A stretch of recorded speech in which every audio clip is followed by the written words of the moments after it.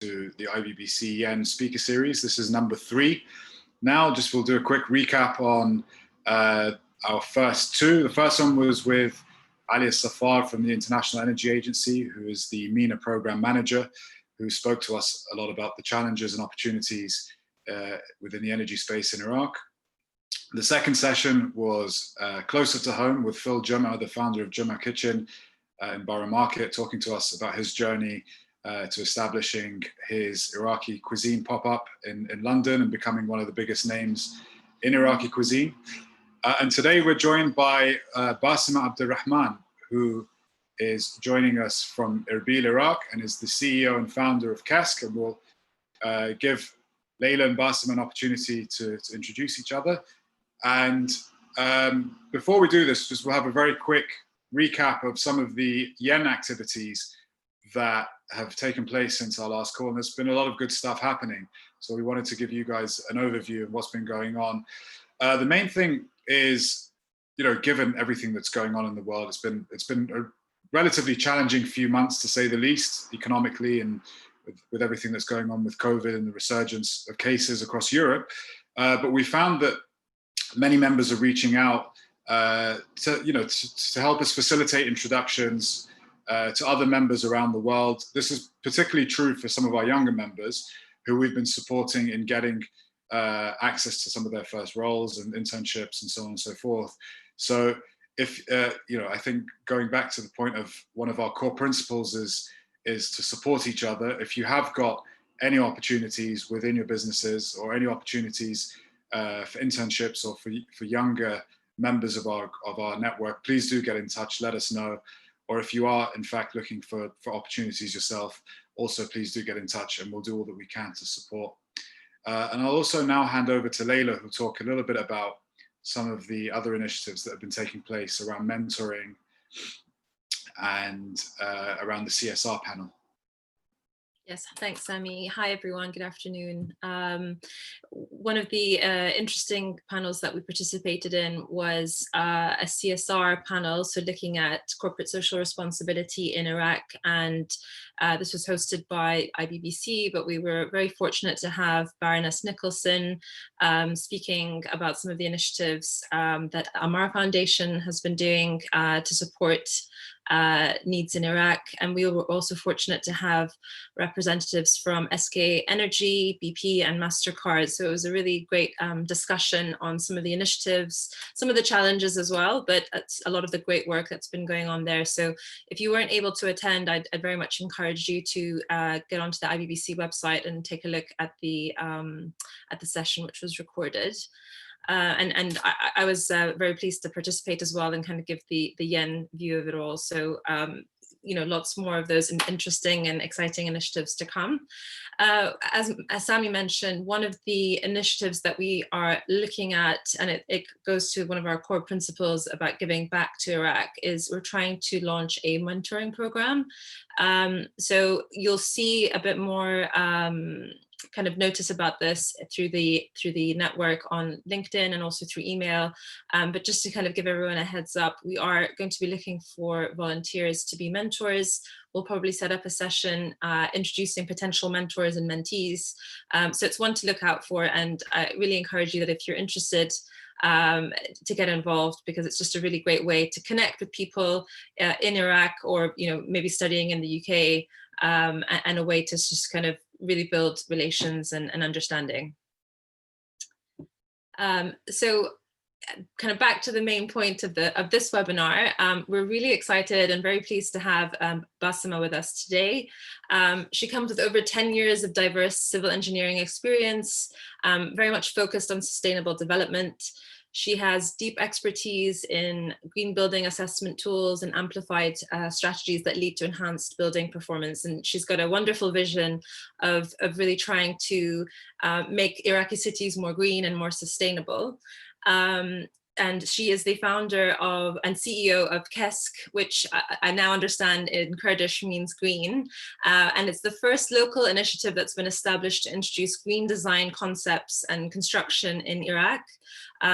This is just, for someone that works in the kind of energy industry, this is, completely relevant to all of the initiatives that are going on in the world around climate change and energy transition, and focusing on smart cities and green solutions. It's also worth noting that Basima is a World Economic Forum Foundation board member. She's also been a TEDx speaker, very much a climate trailblazer, and she's also our chairperson for the Erbil chapter of IBPCN. So we're incredibly pleased to have her here, and hopefully you'll find this a really informative session on some of these green solutions that she's working on. So thank you very much, Basima, for joining us. Thank you so much, Leila. It's my pleasure. Thank you for having me. So Basima, I think there's a lot of ground to cover, but let's start a little bit about you, kind of what your journey was, what you studied and how you got to this point, and what your interest is and how this kind of forged your path. So I am Baghdad-born Kurd. I currently live and work and based in Erbil, Iraq.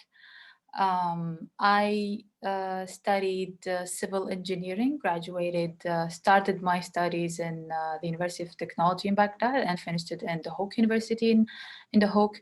I got a bachelor degree in civil engineering. I worked for some time with the government.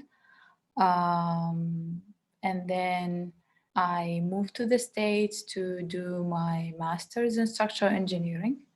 I was specialized in seismic design. But it wasn't a passion of mine, to be honest.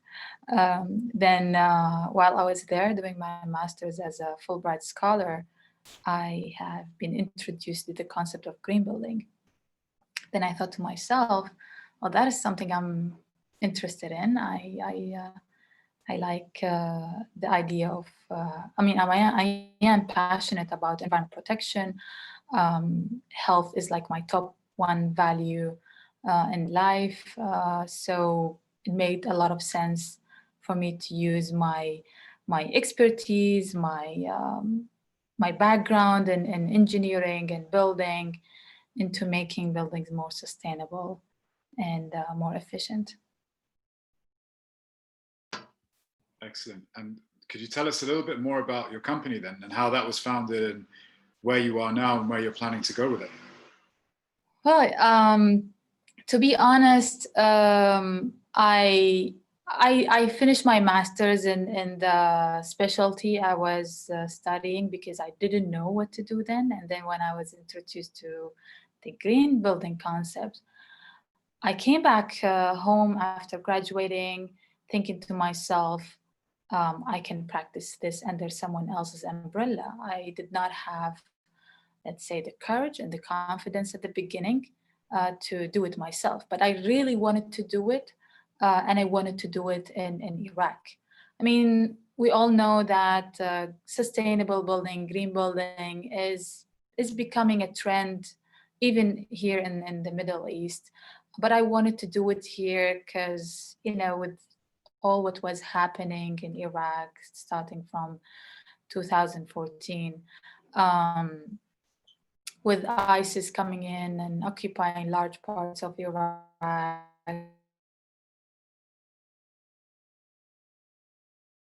after ISIS took over large parts of Iraq, and I was thinking to myself, I have to go back. I need to do something meaningful. I need to help rebuilding Iraq somehow. I really did not like the idea of staying and becoming just another human being, because we all know this, the United States are already way developed compared to Iraq. So I came back, and unfortunately I did not find anybody doing this work here. and thought to myself, I just cannot leave again. And I need to do this. So then my idea started with just a website. And I developed the website myself. I even taught myself how to do a few things, not like I didn't become a web developer, but basically I found one of these ready templates online by Wix.com, or there are so many others. And I thought to myself, I can just do it, just do it one step at a time. And I started the website. And I decided to offer just as a consultant. I took it like I started it this way, and little by little it developed and became an organization, and just a small startup with a small team, but it developed itself organically. That's excellent. I mean, if you look at this headline from the World Economic Forum, is this woman is rebuilding war-torn Iraq greener and stronger. I think that's a very, very strong message. They've spoken here about Zaha Hadid's legacy to Iraq and people coming on to them to build on that. So it's a really amazing mission, and it's a very admirable thing to be doing now. And as you mentioned, I mean, Iraq has countless challenges, from the security situation to the energy situation to the climate situation. I guess, in the UK, as you mentioned, or in the US, green building is becoming kind of the norm. Relatively slow to change. It is costly to deliver. Many companies now are having net zero targets by 2025, 2030. Many have pledged to that. What's kind of happening in Iraq at the moment in that space in terms of carbon pledges from either clients or regulations through the government, or even just individuals in terms of personal consumer behavior? How do you see that shifting at the moment? So in Iraq, there are been initiatives. Just recently after the liberation, it's that we can see like more workshops starting from beginning of 2019, more workshop, more initiatives has been taking place. The Iraq government adopted the 2030 Agenda for Sustainable Development and has started showing some serious commitments by, there have been some series of workshops, and they also now developing a holistic institutional framework to follow up with the SDG implementation, which includes also sustainable development. It's one of the SDGs that has been adopted by the Iraqi government. We can see that there has been the CSO, Sustainable Development Goals report by the Ministry of Planning. Also, Iraq Vision 2030 shows and express in some parts commitment to rebuild and build sustainably and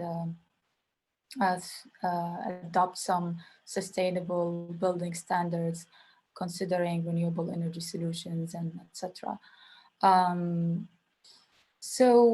There are a lot of strategies, products, and reports that came out showing over and over Iraq's commitment to the SDGs, to rebuild sustainably. But it's a long way. So we are just now starting with these little small steps, but it takes time to bring these the commitments into the stage of implementation, it's always complicated to do everything at the time, but we shouldn't have left everything on hold until something is fixed. And that's unfortunately what happened here. We had wars going on, we had conflicts, tension, economic crisis. So Iraq was not ready to, to show serious commitments, and not until like 2 or 3 years ago. And do you think that the pandemic is sort of either accelerating people to see that sustainability actually is good for the bottom line as well as being good for, you know, human well-being and the planet, or do you think it's going to set things back a little bit? Be interested in how you're sort of seeing the general outlook given where the world is today. So it's very hard to say that because we thought this would happen when the oil prices dropped. We thought, okay, now we have to think about how we develop other sectors, how we become more conservative in terms of energy use, how we can bring in other renewable solutions to fill the gap in terms of the energy demand versus what has been produced and what's been produced. So we thought this would happen, but unfortunately, it doesn't happen just overnight. Yes, people are committing to more sustainable practices just because they became regulations. They are imposed by government. There have been certain regulations, and people are following them because of that mainly. But awareness and let's say collective awareness of people all together going and seeking sustainable solutions, sustainable design and strategies. It will still take time, and I think it can only become widely adopted if we were able to regulate it and make reforms to help people understand the importance and also practice them at the same time. Yeah, I think on the point of collective awareness, I've seen that you've done a lot of work with universities and educating people around green building standards. What does that look like for you? Are you doing this as a regular thing as part of your work, or is it something that you do just as a passion project? Well, we started doing it just a way to bring awareness to the topic of green building. And we started with universities and schools and with individuals, professionals, and government. But little by little, it became also part of what we are doing. So now when we have, for example, project for retrofitting a building in Mosul to become green, part of the project is to develop the capacity of the municipality, the educational institutions there to understand what makes this building different than other buildings, what are the solutions that they also can consider for future projects in terms of rebuilding the city or developing cities for sustainable for a sustainable future, basically. And the feedback usually is there's so much openness and people are more perceptive now, and they are interested so much in learning about green building and sustainable solutions. But they think they have been just not being informed early, or this should have been adopted years ago or decades ago. People would think this is too late maybe for us. And we try to show them, introduce them to some existing case studies. For example, in Copenhagen, they have faced a crisis of traffic and high pollution and a lot of issues. They had this issue since the 70s, so they decided they're going to make their downtown, for example, pedestrian only and cycling only. And they had to go towards sustainable practices because of all the issues they were facing. Their streets were very narrow, they were congested with traffic and cars, and it was impossible to continue with the current way living. So they had to do this, and that happened decades ago. So we can look at other examples that exist and think it's never too late, because sometimes even only when it's too late, we can shift to a more sustainable way of living. Absolutely. I think it's important for us also to state to everyone listening, I think from us working in the built environment and understanding the industry is why this is important, why a building's important. And normally, the focus is normally on cutting fossil fuels and just increasing renewable energy, but you have to look at all of these other sources of carbon emissions. The statistic that I see a lot is that the built environment accounts for 40% of global carbon emissions in terms of building, the energy, the infrastructure around that. That's probably even, I would imagine, more pronounced in Iraq, where you have higher loads from air conditioning and cooling and older energy networks. How does that differ in Iraq? And also, again, why is that important? And it kind of highlights the importance of the stuff that you're doing. So that's a really very important point and way to look at things, Sami. It's not either or. It's not either fossil fuel-based energy sources versus renewable. I believe it's a matter of working together and creating this connected system where everything can fall into place nicely and correctly. So, for example, we know, let's say, oil is a depleted resource of energy, and we want to make sure that future generation can enjoy having this kind of energy source. That's why we need to be more conservative in terms of using it and drilling more oil wells. We need to be more conservative and think of the future generations when it comes to that. It's not that we're saying, you know what, you have to put a cap on all these oil wells. We don't want to use them anymore. We're going all renewable. That's impossible. There have been research done that research proved that renewable energy is not going to meet the energy demand in general. So it's a matter of filling the gap when it comes to that. Here in Iraq, the energy use or the energy consumption is even becoming much, much higher than it should actually be if we have been becoming more aware when we're designing and building our buildings and infrastructure. For example, we did a very simple comparison to one of our projects when we brought that existing building as a conventional building and design and did an energy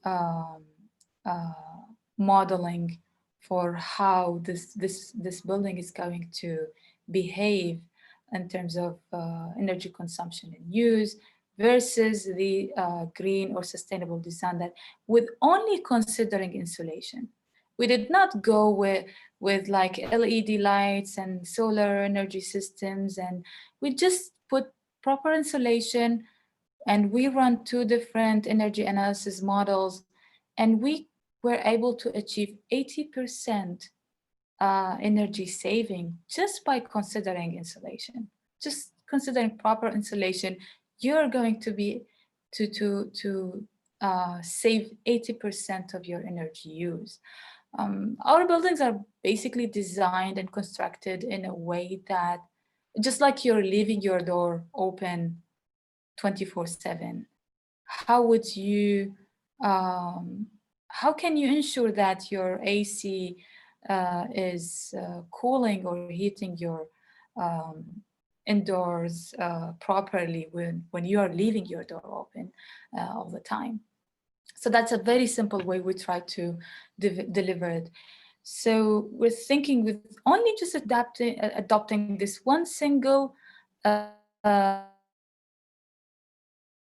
feature when we're designing and building, only insulation, proper insulation, I think we will not hear much about the electricity crisis and all the political and humanitarian issues that have been created around it. Yeah, I mean, it makes a lot of sense that it has to be a sort of multi-pronged solution. So you're making the production of energy as efficient and as clean as possible, but then it's also the uses of that energy and, you know, not wasting it in the way that you've described. So it's really sort of fascinating to see it at that sort of, you know, that part of the chain. It really is all integrated. And I suppose with that, I'm curious as to the profile of the people that you're working with. Is it kind of private entities? Is it government? Is it, you know, kind of and the appetite around some of that, I guess, as you've seen your business grow? Be interested to hear the profile of sort of clients that you're working with. Our key clients are mostly humanitarian and international organizations. But through their interventions, we are also targeting government and individuals, mainly government. So we build the capacity of government as well. Aside from clients, we also do a lot of capacity development on the side. It's something we will never stop doing for individuals and professionals and different sectors. So that is something we also do. But we collaborate with government. Haven't been like any, let's say, certain deals or contracts done directly with the government, but they are also part of our beneficiaries and the key beneficiaries, actually. And do you think, what do you see as the kind of the biggest challenges to kind of expanding and doing more of this? Because it's sort of, as you say, there are some small wins that have really big savings and efficiencies. Is it regulation that is sort of a roadblock, or what else do you see as being some of the, you know, the key roadblocks? What would you, you know, if you were trying to campaign for improvements, is it kind of awareness, regulation, you know, what is it that you would see as the biggest challenges? I truly believe that awareness and regulations are connected together. If sustainable building standards did not become the main standards or the official standards and the only way to build, it's hard to introduce or bring awareness to every single person. If we just propose 5 sustainable building criteria to the Ministry of Planning when we were collaborating with them and developing standards, and they were very simple, and we somehow proposed that they can be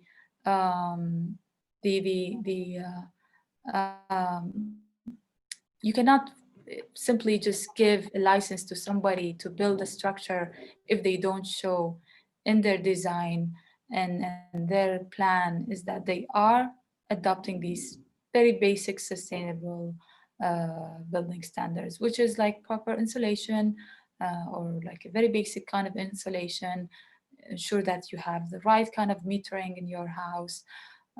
Just simple things, nothing complicated. We're not trying to make everybody go to a more luxurious green building design. And I think regulation, that's definitely is going to be an opportunity, but now for us, it's just a barrier. The second thing is people's awareness when it comes to the initial cost of building. Cost is that the initial cost plus the operational cost.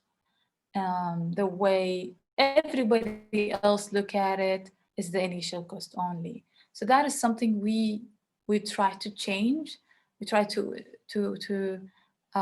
educate our clients and customers that even if initial cost is 10, 15, 20% higher, you are getting this that you are getting paid back for this investment within 5 to 6 to 7 years. So that is something we try to communicate as well, and I think it's always a challenge, and it's always part of the discussion. It's not only here, everywhere in the world. Even if you're like in San Jose and discussing with a customer, you will cost, an initial cost is going to be the first thing that comes to the client's mind. It would be really great to hear a bit more about your role in the World Economic Forum, sort of as a foundation board member. Love to hear a bit more about what it involves, you know, who's also part of that organization, and yeah, just to hear a bit more about it would be fantastic.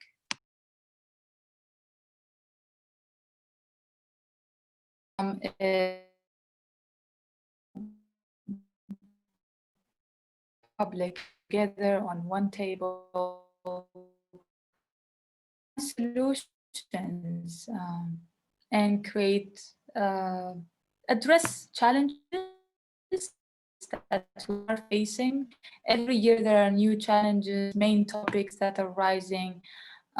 So the World Economic Forum mainly provide this platform where businesses and government can sit together and find solutions for global economic issues and humanitarian issues as well. My role as a foundation board member happened. It was a journey with the World Economic Forum. I am a global shaper, and I am part of the global shaper community. That's how I was introduced to the forum. Every year they select 50 people from the community to attend Davos annual meeting, and I had the chance to be one of the 50. And during one of my talks there, I think I brought attention to a very important topic, which is building of Iraq, and how we want international community to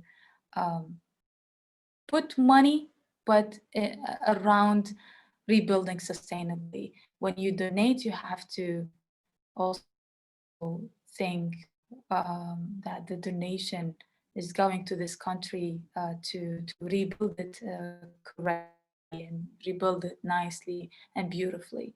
So from there, I got the call while after that to join. And basically my role is to address the needs of young people from the Global Shaper community. And outside the Global Shaper community, the community is more than 10,000 people across 150 countries.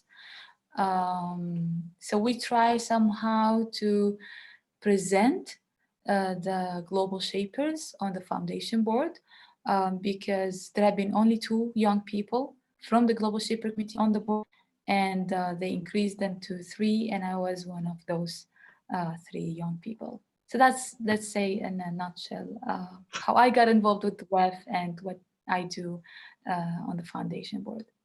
I think you're being modest about who's on the foundation board as well. Are you able to tell us some of the people who are on there, who you're alongside?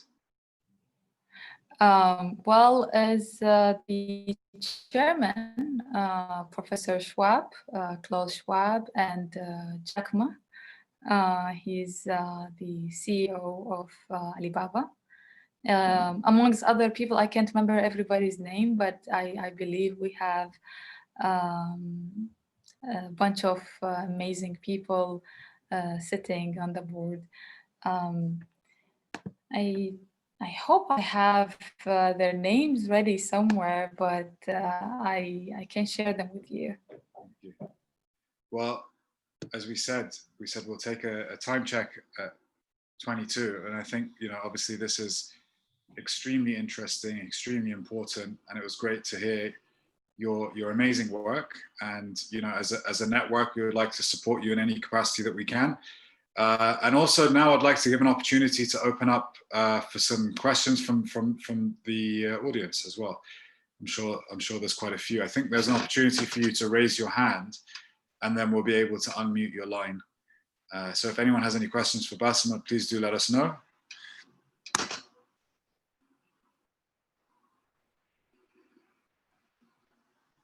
I think in the meantime, you can also use the Q&A chat box facility. I mean, one of the things that strikes me is, between creating your own business, in such an important space, having the courage to set up a business in Iraq, and you're female, you're a member of the World Economic Forum, some really incredible things, very inspiring. And I'd love to hear your thoughts on kind of how you find yourself as a woman working in Iraq in this area. Do you think that that things have been improving, or I'd be really interested to hear your perspective. Thank you so much, Laila. I don't know how to explain that. I can't say that the core team is only 5 people, including myself. It's, I believe it's a long journey. But the good thing is that we did not fail in bringing a new concept and try to introduce it to the country. I like how government and high bank officials will receive the idea when we try to talk about the importance of green building solutions or rebuilding sustainably, and it's fascinating. The journey itself, I never looked at it from the eyes of a young female. I know that it's not very common, especially if I am working in a more male-dominant field, which is like the whole building sector. It's male-dominant, or male-dominated. Sorry, but I never looked at it that way. I get that question a lot, and I have to sit and think about an answer, because I think the only answer is that I don't think that people are going to look at me and or because I'm a female. That is, I think maybe it's a blessing, because if I go into every meeting with this mindset, I might fail to pitch my idea. So I go there as a consultant, as an expert. I talk about my idea confidently. I know more than anybody else in the room about what I'm talking about. And that's what I need to, and I'm always focusing on. Mm-hmm. So I think that might sum up my as a female entrepreneur, as a young female entrepreneur, because I think we need to also look at age when we think of business or running a business in my region. Yeah, and I mean, I think it's fantastic, and it's I understand the kind of male-dominated setting, and it can't necessarily be easy, but you're right, sort of focusing on your expertise.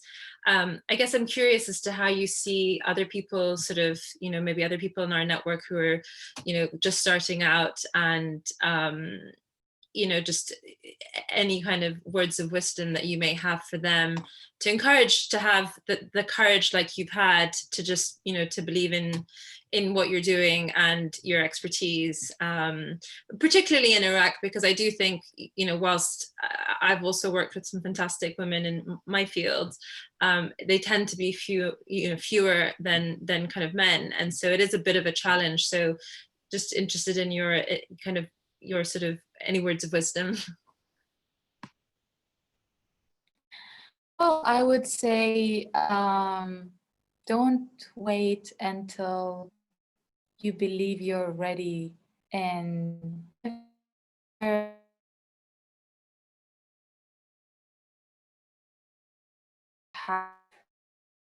can start something new is that I should have experience in that field in this region, because that put me on hold and put the idea on hold for a very long time, because I always believed that I don't have experience in making green buildings in Iraq.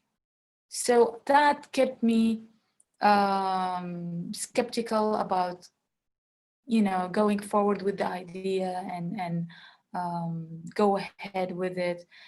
But then I realized I studied this. I went twice to the States. I studied this system. I became a credit professional and doing these kind of designs everywhere in the world. So why not doing it in Iraq? What would make Iraq different than anywhere else? Maybe it would be much easier doing it in Iraq than elsewhere. Well, things are still more organic and more simple. So I don't know if this would be an advice, but I hope it would be taking as such, is that just believe in the new solution that you want to bring, especially that whether it's a solution, is a product, or a service within the organization you're at, or just want to do it individually. um, just go ahead with it. You only need to believe enough that you can do it. When you do it, you wouldn't be able to believe in yourself if you don't do it, and if you don't do it, you will never be able to believe in yourself. Fantastic advice. Yeah, and it's really great to see all of that in action. I guess just asking sort of those in the audience if there's any questions, feel free to raise your hand or a question. Final chance, so speak now or forever hold your peace.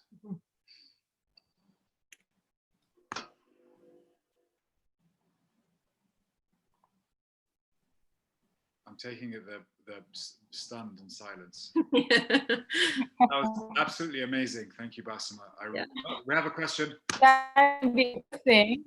We have a question. Or maybe they don't feel that maybe we have provided them with all information they need, or could be that from Hassan Abdar, who's from Wali, the engineering firm.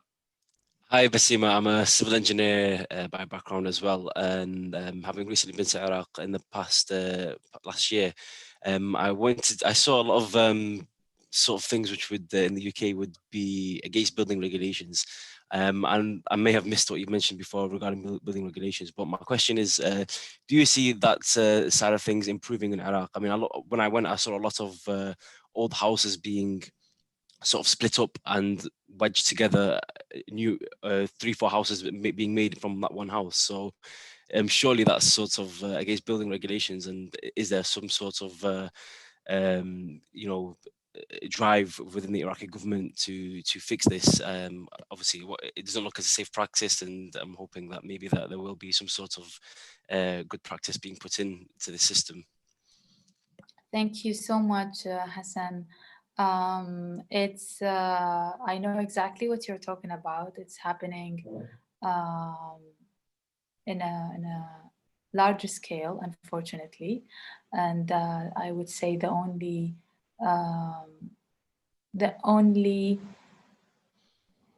thing to blame is the corruption, because in city planning, when you are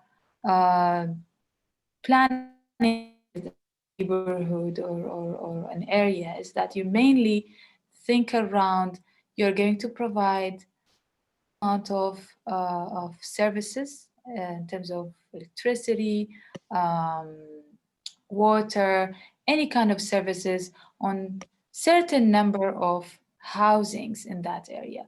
So if you are multiplying the number of houses in that area by 1.5 or by 2 or by 3 in worst case scenarios, that is going to put a huge pressure on the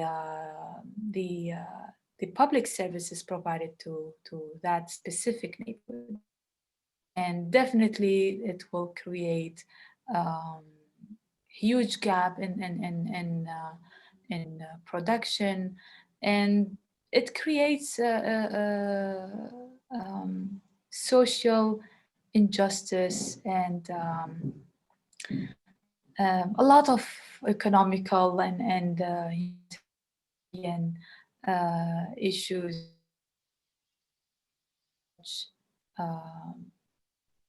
Let's say we can call it just legal practices. So I would say corruption is the thing to blame, or and people are not supposed to be allowed to divide a building into, or a house into 2 or 3 houses, and there is no way to go around it because regulations are against it, building regulations and city plans, such kind of practices, so people be able to do it. And in a massive scale, like what's happening now, especially in some areas where I visited in Baghdad, that means that it's unfortunately going out of hand. And I hope the law and regulations are going to be imposed strongly to stop these illegal practices by people.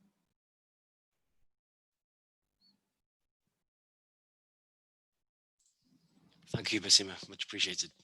You're welcome, Hassan. Any more questions?